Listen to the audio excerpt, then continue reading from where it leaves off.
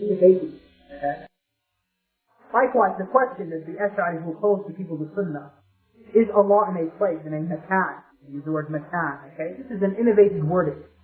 Neither we find in the Qur'an or the Sunnah the word makan used. And therefore, when we're expounding and explaining our beliefs, we will not use these innovative wordings, but we must adhere to the wording employed by the Qur'an and Sunnah and avoid all innovative wording. However, there's a corollary to this principle, and that is, if there is a wording which is not employed by the Qur'an and Sunnah. For instance, we find in some book, somebody uses the word makan, or somebody asks you, is Allah in a place, using the word makan, for instance. We then must now investigate into the meaning of his word, in the sense that he's now used a term which is not found in the Qur'an and the Sunnah. We must investigate in which context he's using it. If that context he's using is correct, we accept the meaning, although we say we will not use those words.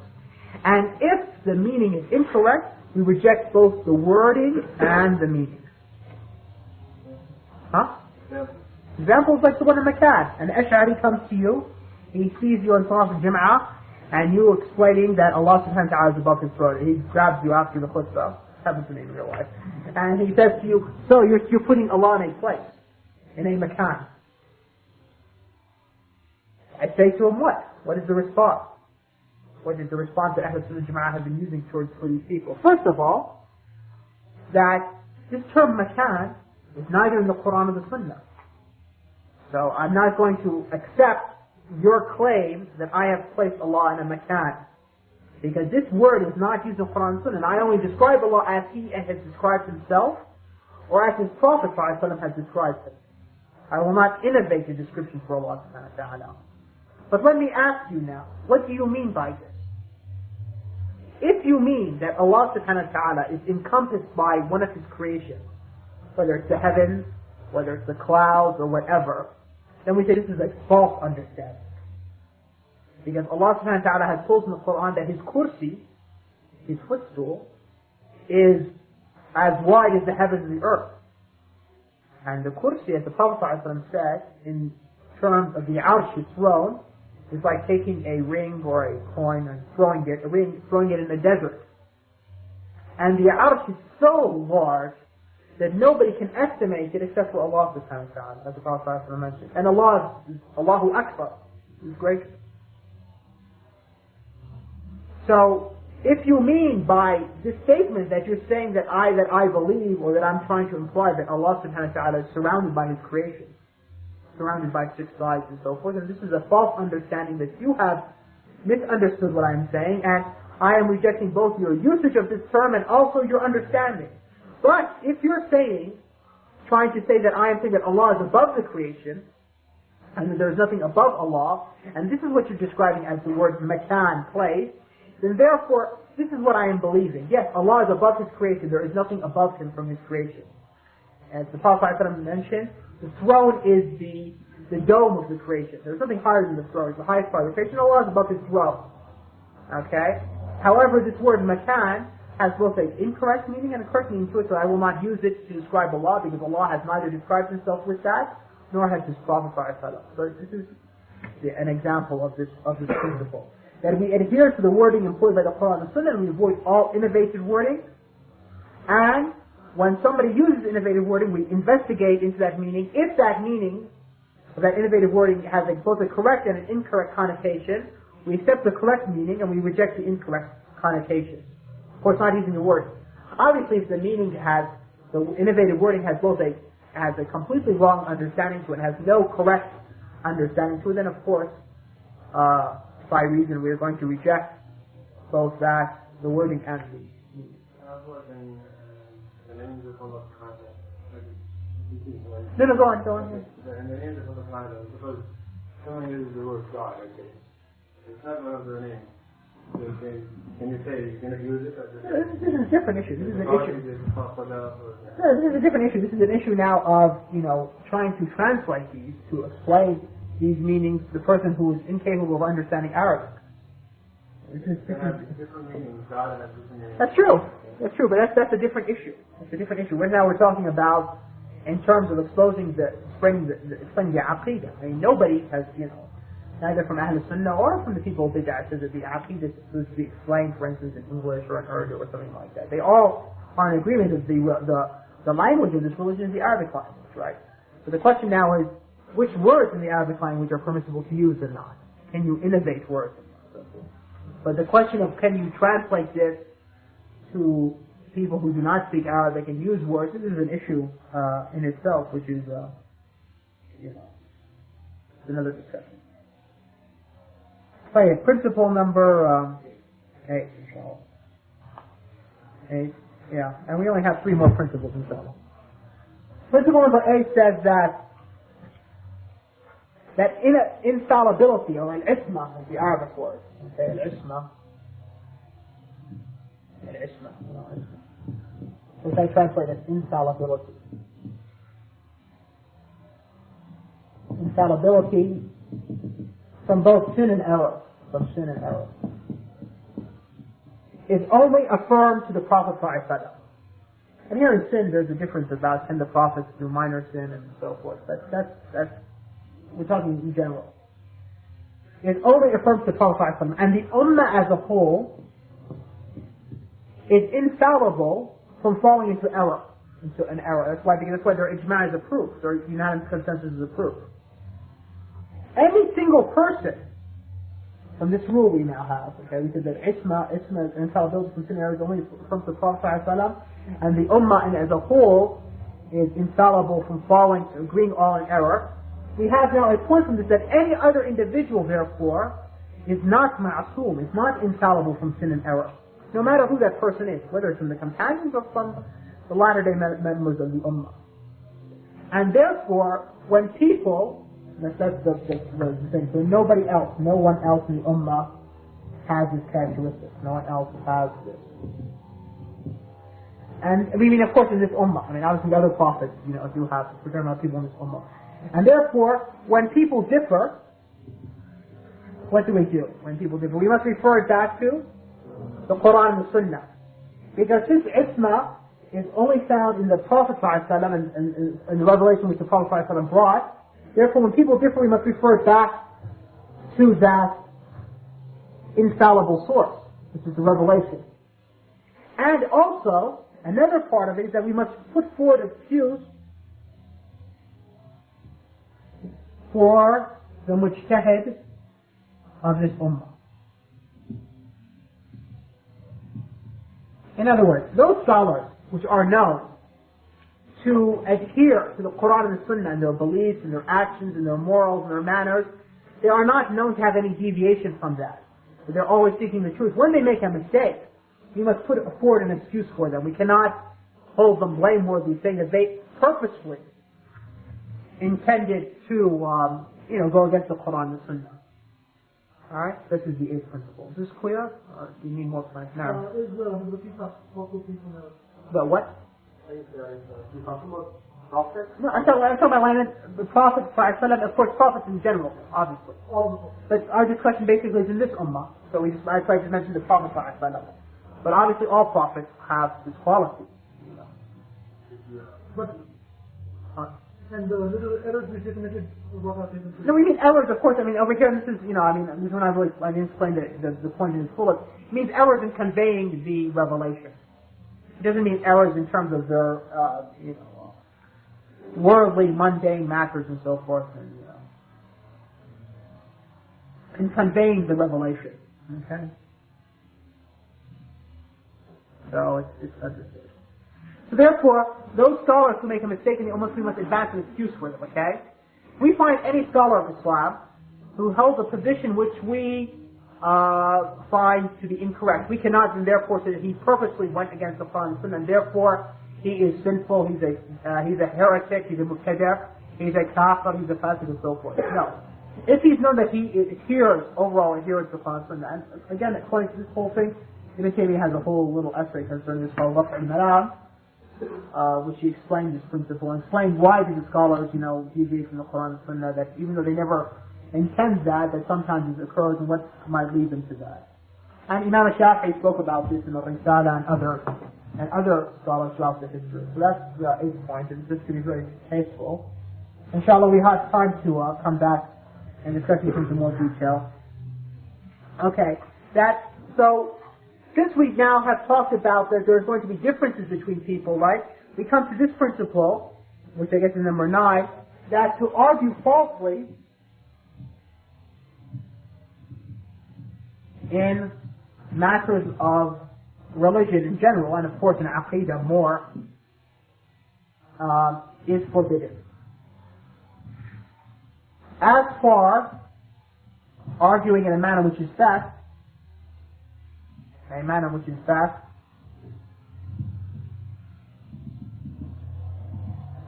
it is permissible. As Allah says in the Qur'an, وَجَادِلْهُمْ بِالَّتِي هِيَ أَحْسَنُ. Argue with them, meaning the Christians and Jews, or, people you're giving da'wah to in general, in a manner which is best. Arguing falsely means what? Arguing, knowing that the truth is with the person you're arguing with, but just because you don't want to submit. Or, arguing falsely means arguing out of ignorance, right? Speaking out of ignorance and so forth. And this is what it means arguing falsely. And that's why we have, for instance, the hadith, and I'm not certain of its authenticity, but the meaning is correct at least. Al-mira'u fil Qur'an kufr. That to argue concerning the Qur'an is kufr, you see. And the Prophet ﷺ warned the Ummah about striking the Book of Allah, part of it was against another part, and others arguing concerning the Qur'an and so forth. This is the way which caused the destruction of the previous people and so forth. So this is a very important principle. Because we said now, we've shown that differences do occur among the scholars, so therefore we cannot argue in manner of falsehood. We have some principles which are derived from this, among which is that there are certain matters which it is forbidden to talk about, forbidden to argue or investigate or pursue, and we must therefore refrain from delving into.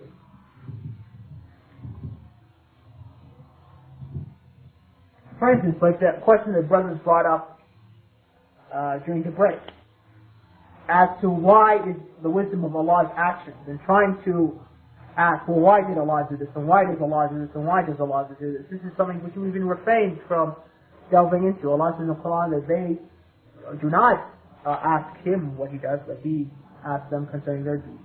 And likewise, the Prophet ﷺ in a hadith, it's mentioned that He forbade discussion concerning al-wildan. Al-wildan here, the term means those people the children of the disbelievers who die before reaching the age of maturity. Will they go to paradise or will they go to hell? The Prophet ﷺ said this ummah will remain in a good state so long as they do not enter into this discussion.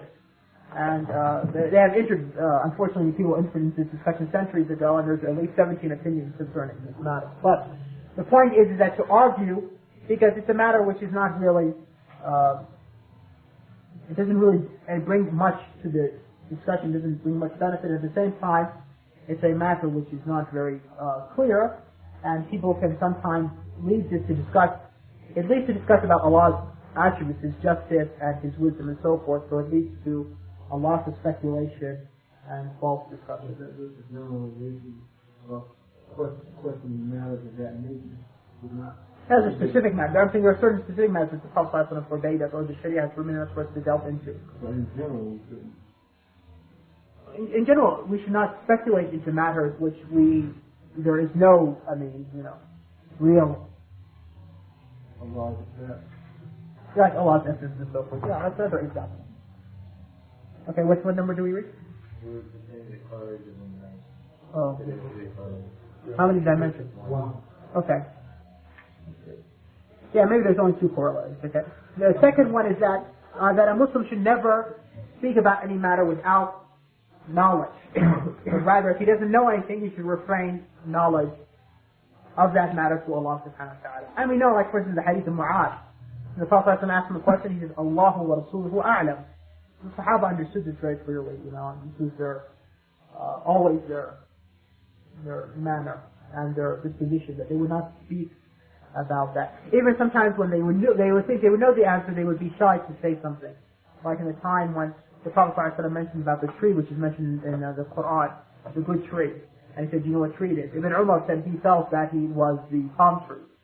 But he didn't say anything. So the Prophet ﷺ explained who was the palm tree, and then he told his father, and Umar said, I had wished you had mentioned that in front of the Prophet ﷺ. Because obviously, So it's applied for one's son to know the correct answer in front of the Prophet. This hadith you'll find in Bukhari. So, the point is that the Sahaba understood this. They wouldn't, talk as we have. Unfortunately, now people seem to talk things that they know not, and causes a lot of confusion.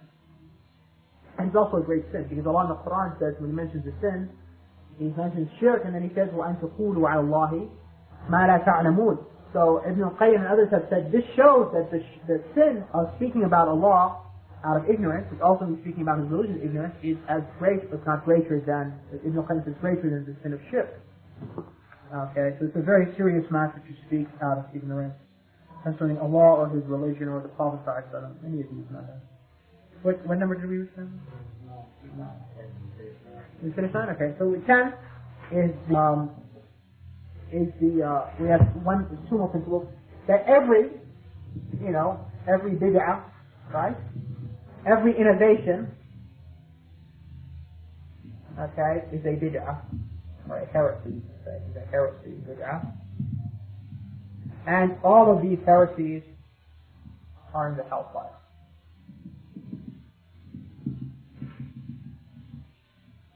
This is clear from a hadith, right? I don't think it needs too much. Every innovation. When people innovate matters of belief and so forth, this is all a heresy, false belief, a bid'ah. And all these heresies are in the hellfire. All these bid'ahs are in the hellfire. And the 11th principle, which is the last one, that, since we now have shown that there are innovations, right? When we refute innovations, we must adhere to that same methodology of Ahlus-Sunnah Jama'ah in refuting innovation. So, when refuting, we must adhere to the same methodology of revelation, the methodology of revelation, which we employ in confirming our belief. That if you can read this writing, mashallah. When refuting, we must adhere to the same methodology of revelation, which we employ in confirming our belief. So therefore, the corollary is that we cannot face extremism with negligence, or negligence with extremism. And I'll give you a quick example, and we just will, inshallah, finish this session. When people, like the Khawarij, who first appeared, killed ʿAli ibn Abi Talib, and they showed enmity to the Prophet ﷺ's family, right? Another group of Muslims, the Shia, faced this negligence of the rights of the Prophet ﷺ's family with an extremism on their part. In the sense they did what? They deified and they overplaced the positions of the Prophet's family. And likewise, when the Khawarij appeared and considered people who committed major sins to be disbelievers, another group appeared saying that sin doesn't impair faith. That, no matter what you do, your faith is still perfect and unharmed. And that faith is only words, it has actions do not enter into iman. So therefore, when we want to refute these people of bid'ah, we cannot innovate ways of refuting them. We must use the same method used in the Qur'an and Sunnah. And we cannot face the negligence with, extremism on our part, or their extremism with negligence on our part concerning anything. This is a general principle for all matters. This principle of refutation itself is a whole manhaj which has 20 principles underneath it, which inshallah tomorrow, or we'll see what we'll have a chance to discuss it. But the point is that, brothers, that after we explained the five the sources which Aqidah Ahlus-Sunnah Jama'ah is based upon, and the 7 unique characteristics, right? We now place together 11, right? Correct. 11 principles, right? Which form the foundation of Ahlus-Sunnah Jama'ah in deriving their belief.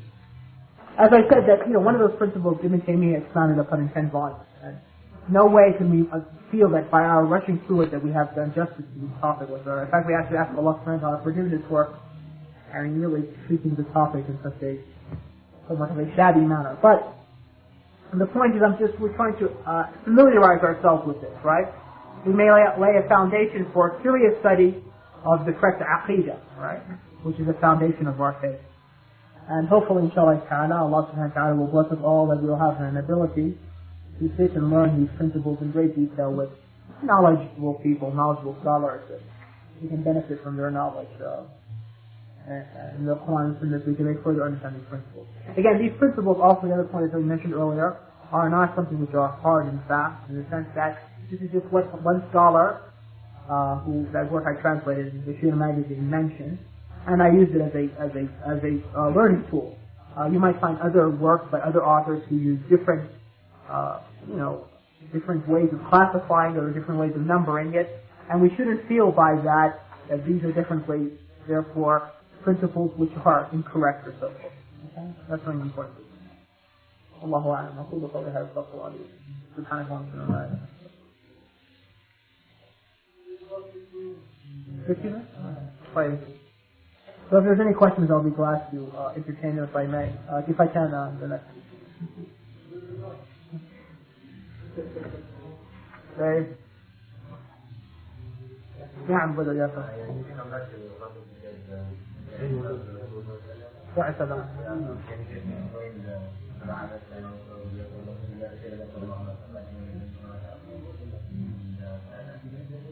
They said the isma of the Prophet ﷺ deals with two matters.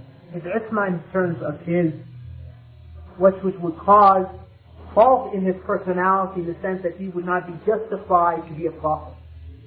I mean, obviously a prophet cannot be a sinful person, right? Cannot be a person of, not like the Christians imagine the prophets and the Jews, and they say that, Noah got drunk and he had sex with his daughter. Luke, not Noah, Luke, yes. Noah got drunk and uncovered himself. Luke had sex with his daughters.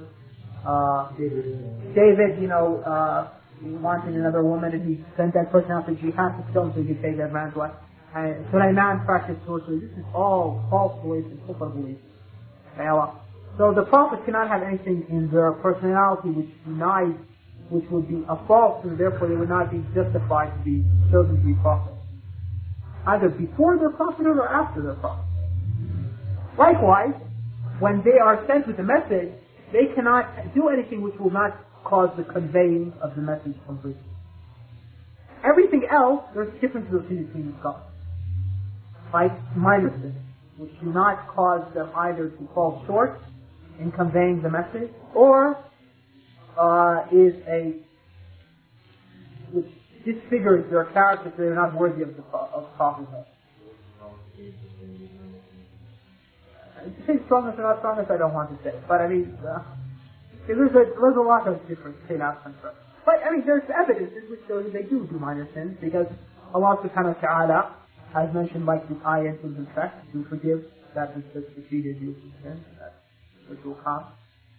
And this seems that this is, in fact, some scholars argue that the fact that the prophets do sin, okay, it makes them more perfect, in the sense that when a person sins, and three things can happen. A sin can cause him to become worse, or one sin leads to another sin. Or a sin he might repent from that sin, but he doesn't really change. He sort of stays the same, right?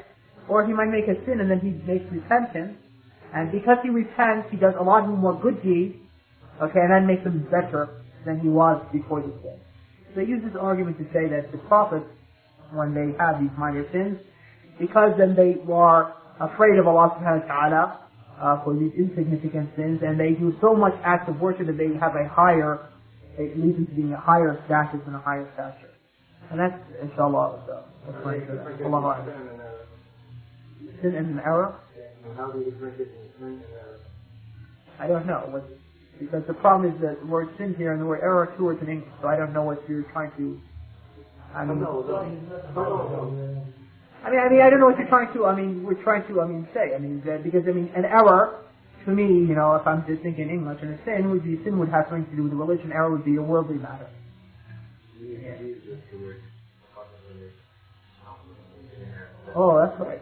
No, I meant in terms of conveying the revelation and something which will make his character unworthy of receiving.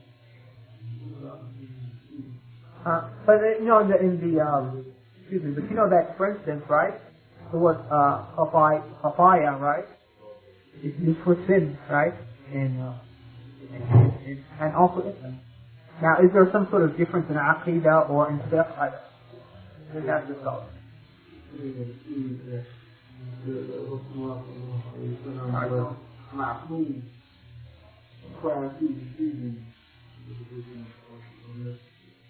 Who's taking teaching?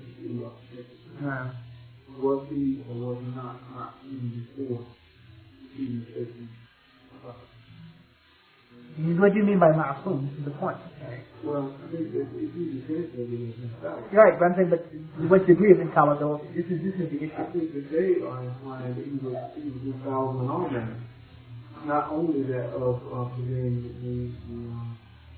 the revelation. This is a matter of when he talks about the authority of the Sunnah, Hadith of Sunnah, he didn't talk about an Isma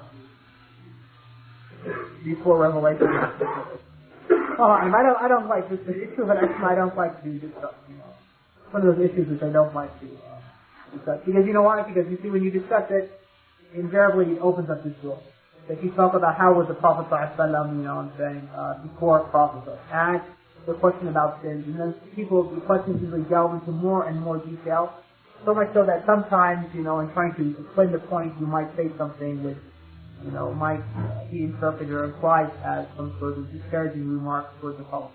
So I try to, besides the very general statements concerning, stop it at that point. Because not to, in trying to explain it, you might say something which is, of course not the Prophet.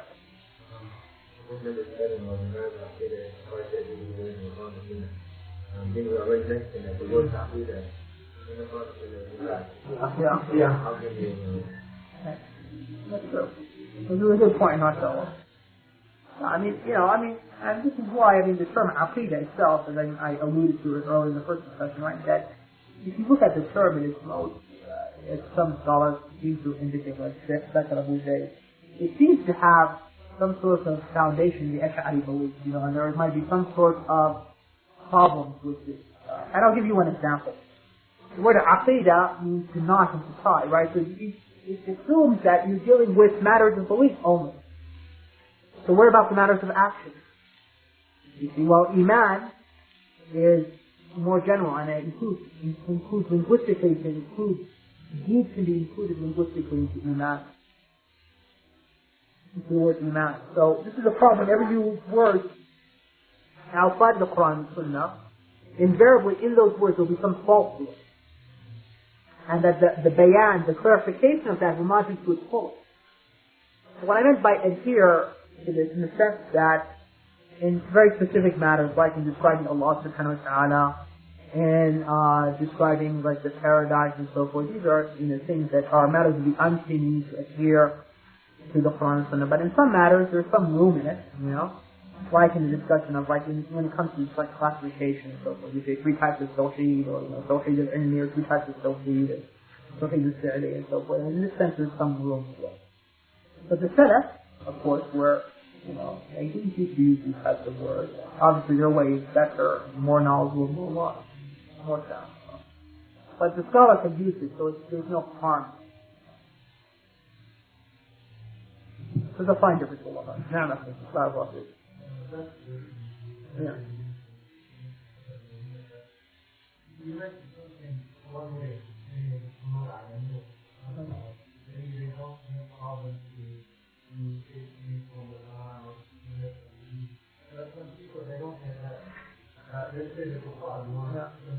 I get, yeah. Right.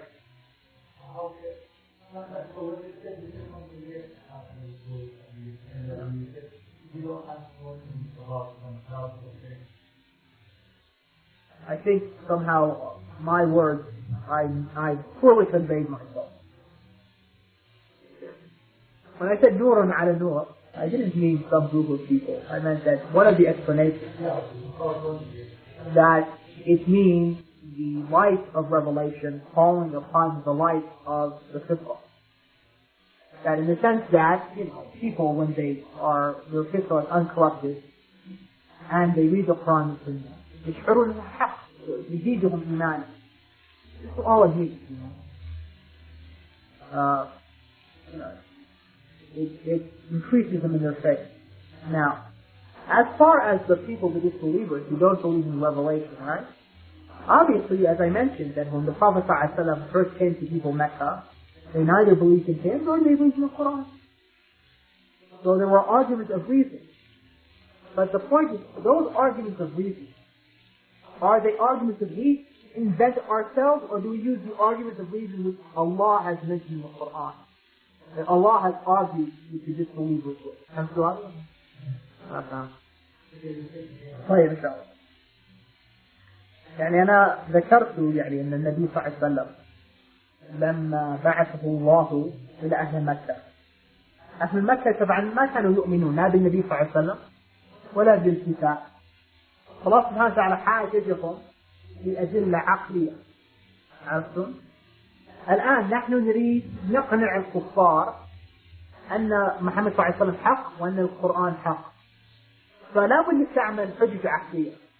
لكن السؤال هنا، هل نستعمل حجة عقلية نحن قد قمنا باختراعها، أو نستعمل الحجج العقلية التي أثبته الله سبحانه وتعالى في كتابه؟ The second one. And that's the whole point. That Allah in the Qur'an has mentioned arguments of reason. Like the one about the ba'th is mentioned, the resurrection from the dead. That if Allah created you in the first place, would it be difficult for Him to create you after your death? This is a hujjah aqliyah. But who mentioned this hujjah? Allah subhanahu wa ta'ala.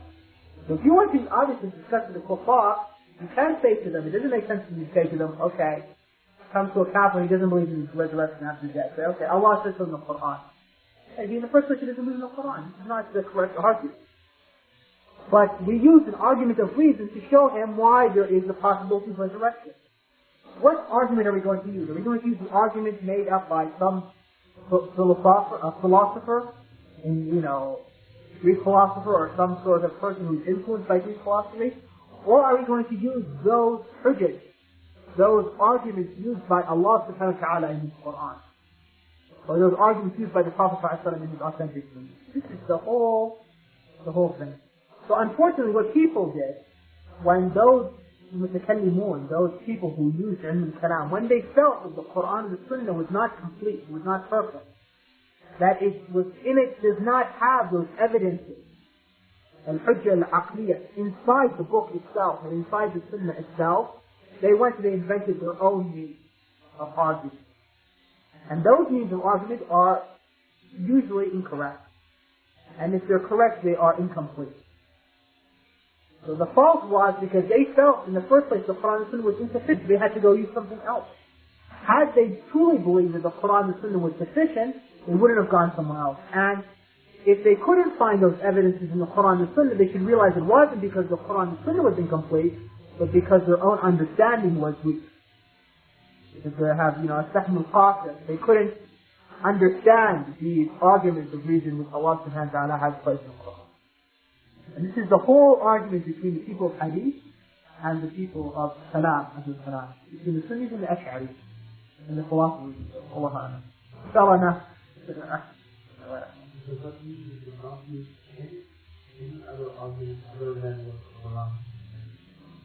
and if that is so, then what about examples trying to explain the concept in the Quran, the rational argument present in the Quran, who they analyze the second question is here from the first question. But the point is that Allah in the Quran says that they do not come to you, O Muhammad sallallahu alaihi wasallam, with an example, similitude, except that we come with a better one than that. And Allah subhanahu wa ta'ala says, مَا خَلَقْنَا فِي الْكِتَابِ مِنْ شَيْءٍ. We have not left anything in the book discussed. And He says that the Quran is tibyan, an explanation of everything. So, there's nothing in the Quran that you would need outside.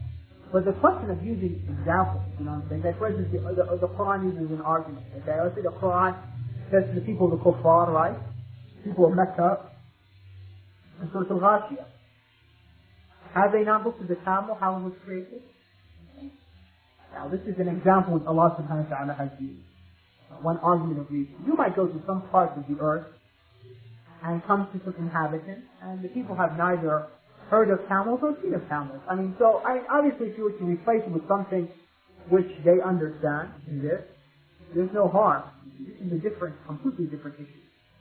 But that doesn't discuss the whole point that do you need an argument, a line of reasoning outside of the Qur'an? No, you don't need that. Like you mentioned, if you make a point, that the point you made about the Kuffar doesn't even believe in the revelation. Right. So how can you establish an argument against him who doesn't even accept the revelation? Okay, in the case of, say, a Christian, using his own book to establish arguments against him. When, the proof, the truth is there, although it is much distorted, the truth is there, can you actually go and use their own book as an argument against him? Okay, I ask you a question. Let me reverse it. Answer your question with a question. The way people use the book of the people of the scriptures as an argument against it, is it the same method as we find in the Qur'an referring to the previous book? No. And so that means that's one of the problems with people's arguments today when they try to use the previous scriptures. Yes, Allah subhanahu wa ta'ala tries to show them that in the previous scriptures there are things, the Qur'an confirms it, and the Qur'an tells about things which only their scholars know about. And how could the Prophet Muhammad sallallahu alaihi wasallam sitting in Mecca would have realized this had not come from by revelation and so forth? There are arguments of reason. But the methodology which is used by most of the people today in trying to give da'wah to the Christians by dissecting their books, where the person is more knowledgeable of the Bible than he is of the Qur'an and the Hadith. This is an innovative methodology, in my opinion, without that, huh? They're just forming the prophecy. Like, do that, I should do that. I don't want to mention names, but it's like it's forming not really factual arguments, just using what's there in the book to kind of draw a kid. It's okay to use that. The scholars have used it. What I'm trying to say is that there's a certain thrust to it. I'm saying the thrust is that there's a certain methodology which Allah has used to discuss the Qur'an, the Jews and the Christians, to give them da'wah. And the Prophet ﷺ had a certain methodology. Are we now going to forsake what Allah and the Prophet ﷺ came with to how what the people, can see today? That's the whole point. Allah, yeah. So that's